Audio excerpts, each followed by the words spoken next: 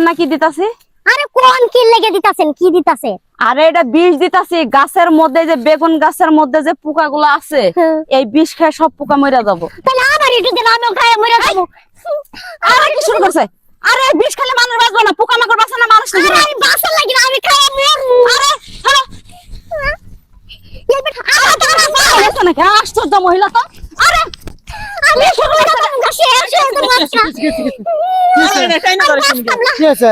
আরে ছাড়েন এটা, ছাড়েন। কি সমস্যা তোমার? আমার শাশুড়ি আমার কথা শুনে না। আমি আমার জামাইয়ে জুয়া খেলা এই ডাকা ওই নিশা করে, আমি কইতাও আমার শাশুড়ি বিশ্বাস করে না। আজকে বেটির দোষ আমি বিষ খাই মরে যাবো। এই বেটি বিষ দিলে এই বেটি কি জেল খাটবো? জেল চিন্তা খাটতে কি? করছেন? হ্যাঁ, তোমার শাশুড়ি তোমার স্বামী তোমার উপর অত্যাচার করে, গ্রামে বিচার নাই, তুমি গ্রামের বিচার চাও মাতবরদের কাছে যায়। তুমি আইসে আমি খেতে বিষ দিতেছি, বিষ খাইতে যাইতেছি, পরে জরিমানা দায়ের করলে কি আমি পড়বো নাকি? জরিমানা না, আমি খাই মরে যাবো গা।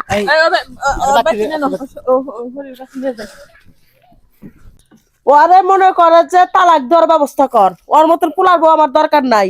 আমার পোলা যা মনে তাই করুক, বাদ তালি মিটে গেল, ওরা তো শান্তি করার দরকার কি? আমি আল্লাহ তুমি থাকতাম না। কি কামনা করছো দেখছেন?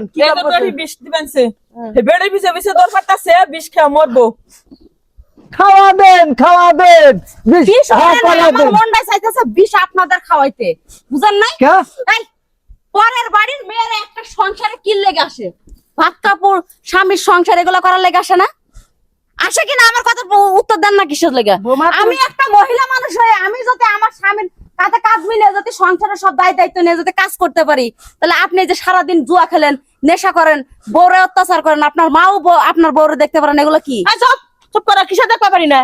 আমার পোলা মদ গাঞ্জা খায়, ওর কাছে প্রমাণ আছে, খায় খাই গে ভাত খাবার পেলে মিটে গেল। আপনি হলেন মেন সমস্যা। এত কাহিনী নাই গাছের গোড়া যদি শক্ত না হয়, তাহলে খবরদারের মাধ্যমে দিব না, খবরদার তোমার মাধ্যমে দিব না। বললে আর বার করতেছে বিষ খাওয়ার খুব শখ, বাপের বাড়ি দেখাও গা। তুই বিষ বিষ কাজ খাবি আমি জানে আমার সংসারে কোনো আদর্শ আগে না। তোমাকে কম আদর করা হয়, আর মাকে তোমাকে কম ভালোবাসে। আমার কাপড় চোপড় কিনে দেন, আমি নিশা করেন, আপনি মেলা কিছু করেন, এই কারণে আমি বিষ খাই মরে যাবো। মা এ পিসি থাকে থাক, আপনি আমার একটা বিয়ে দিতেন। আর কোনো কথা শুনতেন না, বিয়ে করবার। কি কইলি? ঘরে বউ থাকতে তুই আরেকটা বিয়ে করবি? হ্যাঁ, তো সাহস দেখে এখানে কি তো দাও? আমি না। ঠিক আছে, তোর মারা দরকার বাচ্চা না? আমার বেলা কি আমি করবো? ইসমাইলের পুলার বউ, আমার শ্বশুর নাম ইসমাইল ওই পাড়ার। আমার চিনোস এখন?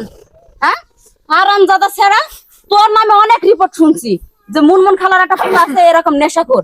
ঠিক ঠিক কথা, তুমি দুটা থাপ্পড় দাও, এই পোলার জন্য আমিও খারাপ হয়েছি। শোনেন চাচা, আপনার এখন কথা কই, আপনি যদি আপনার পোলারে শাসন করতেন, শাসনে রাখতেন, তাহলে আপনার পোলা এই নষ্ট হয়ে যেত না, খারাপের পথেও যাইতো না। হ্যাঁ, তুমি যাও গা, আমি শাসন করতেছি, যাও। ভালো হয়ে যাস, নাহলে ওই পাড়ায় পাইলে না ঠ্যাং ভেঙে রেখে তুমি একবার। বাবা তুমি যাও গা, আজকের পরে ঠিক আছে। আমার পোলা তোমার হাতে কোনো মারবো না, বেদবি করবো না, আমি করবো না।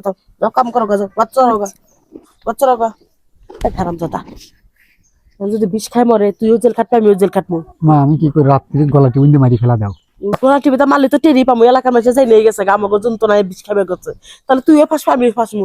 ও থাক গিয়া, তোর যদি ভালো লাগে তুই আর একটা বিয়া করগা, মা তুমি বিয়া করগা, তারপরে মনে করো যে নিয়ে হতিন নিয়ে খালি খাইবো, নাহলে বাড়ির দাসী বান্ধি বানাবো। হ্যাঁ ঠিক কইছো, যা যা, আমি গেলাম কলে গেলাম ফাইসা যাবো, আমি একটু রহিমি বাড়ি গেলাম। গাঞ্জা খাইবার যাবি, টিকাটা তো যা 1000 টাকা নিয়ে যা।